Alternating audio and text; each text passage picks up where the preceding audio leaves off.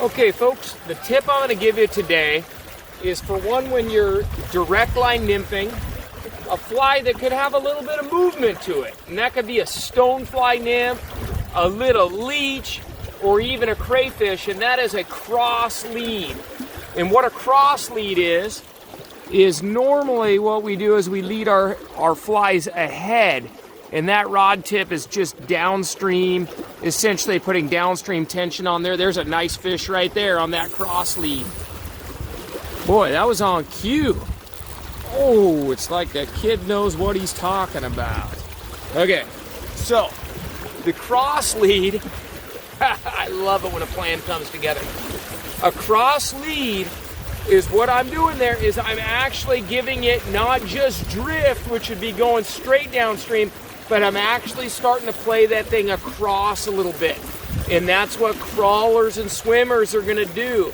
They won't always just drift straight downstream, but they'll actually be tumbling along and moving across. And that cross lead is done just with a really gentle, and I don't know how the video will come out, but normally you lead downstream, keeping downstream ahead tension on it.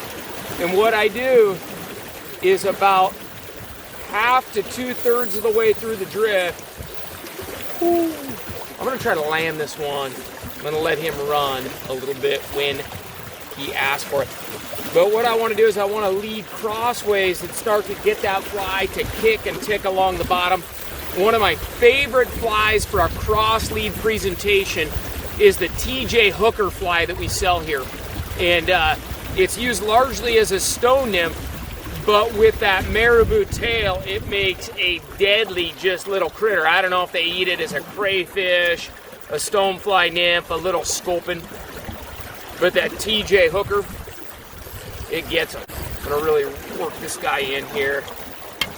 And when I go to net him and reach for him, because I'm on a long rod, I'm gonna let go of that reel and let my reel free spool. And I've got my trout. This fly comes in sizes 6, 8, 10, 12 in 2 colors.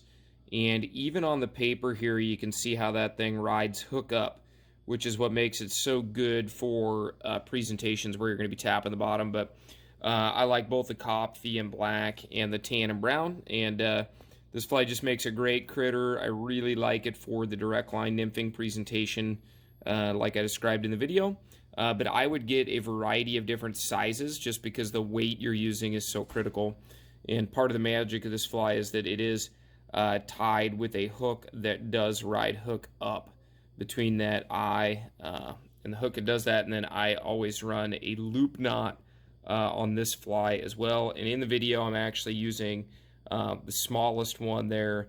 I could have used a bigger fly just because the wind, there was a little bit of wind we were in. But all of them are quite dense with a tungsten bead, and that is the TJ hooker. So here we go again. First step is to lift. Oh, I've got a big gust of wind. I'm going to dip, dip, dip, dip, dip, dip, make contact. And then as soon as I make contact, I'm going to try to maintain contact while bringing it slightly towards me. And that wind is making it a little tough. Right, there we go. Now that feels good. I'm going to cross lead it, and I'm going to bring that rod tip downstream. And these are just little bites. This isn't like a swing, like a streamer. I'm just taking a little bite of this thing. I got to make some contact. And then my rod tip now is going to come in. There he is. Got him. Another fish on the cross lead. Just when I started to bring it in. That can be just such a good technique. All right. So there we go, doing the cross lead. This one's not quite as big. I think I can handle this guy pretty quick here. But this doesn't work. This doesn't work without the right fly. I do it with the mini craw. I do it with the TJ hooker because the stonefly nymph bite's been pretty good. So, almost lost my rod there.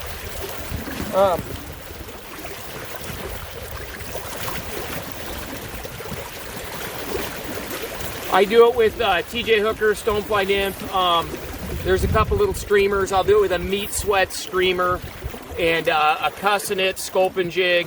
I could do it on a handful of patterns, but the key is the pattern has to look real when it actually is under movement and tension. So I've now made contact, and I'm going to start taking that thing in towards me right here and bring it across.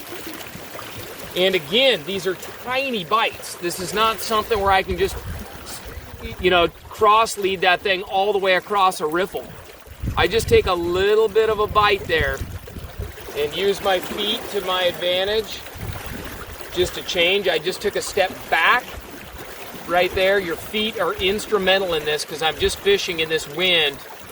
I'm fishing just a really short line here.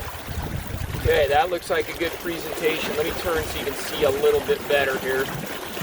Cross lead right there. That was the best presentation, the best feel I've had in about 10 casts there. Couple more here. I'm dropping it in. Drop, drop, drop, drop. Find the bottom. Never really found the bottom there on that one, unfortunately. I may have, but I didn't feel it. So I really need to get this fly down a little sooner, I think. Even if it's a little messy, I just need to drop that thing in and get some contact. All right, see if I can demonstrate this a little better here. I'm actually going to look into the camera. So I'm going to drop my fly in till I find the bottom. And then as soon as I find the bottom, I'm going to twist my rod tip downstream of me and just work that thing, just even if it's only for a foot or 2 feet. If I can drop it right in front of the fish and make that fly look as though it's working itself and kind of propelling itself across the bottom, it's pretty tough for trout to ignore that type of behavior. And I found this, it really only works with these check style rigs or direct line nymphing, whatever you want to call it. Euro nymphing, a lot of different names there. I've tried it with indicators and stuff, and it just, trying to get your indicator to drag it through there just the same, it just